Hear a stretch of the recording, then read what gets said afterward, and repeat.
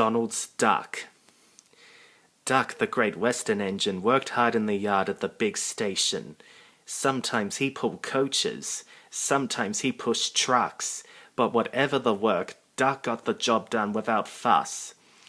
One day, Duck was resting in the shed when the Fat Controller arrived. "Your work in the yard has been good. Would you like to have a branch line for your own?" "Yes, please, sir," replied Duck. So Duck took charge of his new branch line. The responsibility delighted him. The line runs along the coast by sandy beaches till it meets a port where big ships come in. Duck enjoyed exploring every curve and corner of the line. Sea breezes swirled his smoke high into the air, and his green paint glistened in the sunlight.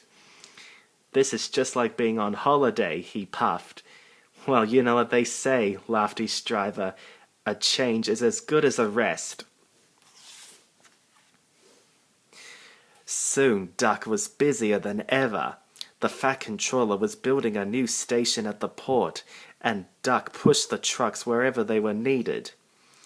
Bertie looked after Duck's passengers, and the other engines helped too, but the work took a long time. Noise and dust filled the air. "Don't worry," whistled Toby. "The station's nearly finished." "And on time too," said Duck thankfully. Duck felt his responsibility deeply and talked endlessly about it. "You don't understand, Donald, how much the Fat Controller relies on me." "Ugh, aye," muttered Donald sleepily. "I'm Great Western, and I quack, quack, quack." "What?" "You heard quack, quack, you go, and sounds like you an egg lay.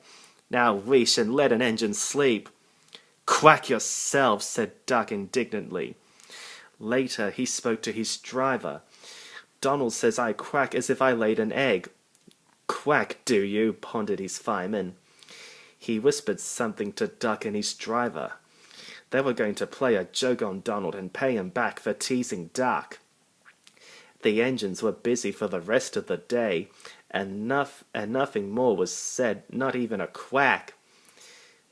But when at last Donald was asleep, Duck's driver and fireman popped something into his water tank. Next morning, when Donald stopped for water, he found that he had an unexpected passenger aboard. A small white duckling popped out of his water tank.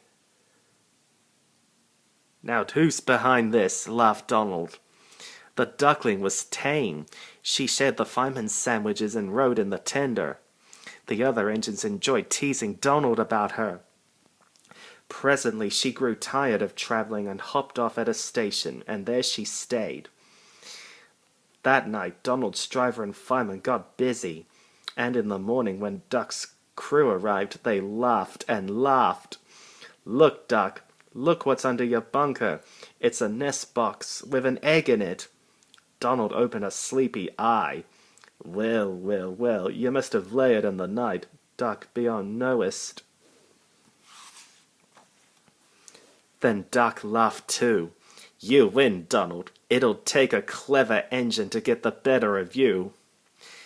There's a pond near the duckling station. Here she swims and welcomes the trains as they pass by. The station master calls her Dilly. To everyone else, she is always Donald's duck.